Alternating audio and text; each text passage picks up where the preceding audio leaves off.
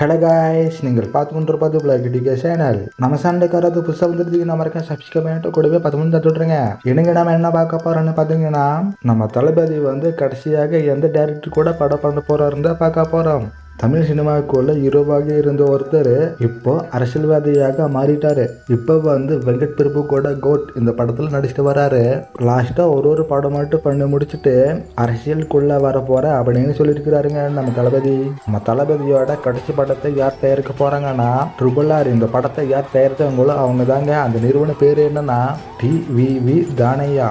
நம்ம தளபதியோட 69வது படத்தை யார் தயாரிக்க போறாங்கன்னா வெற்றிமாறன் இவர் தாங்க. இது எந்த அளவுக்கு உண்மையும் தெரியல.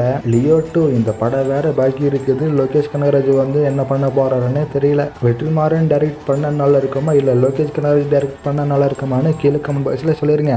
ஓகே காய்ஸ், இந்த வீடியோ அவ்வளவுதான். இதே மாதிரி மூவ் பார்த்து அப்டேட் உங்களுக்கு வேணும்னா நம்ம சேனலை என்னென்ன பண்ணணும்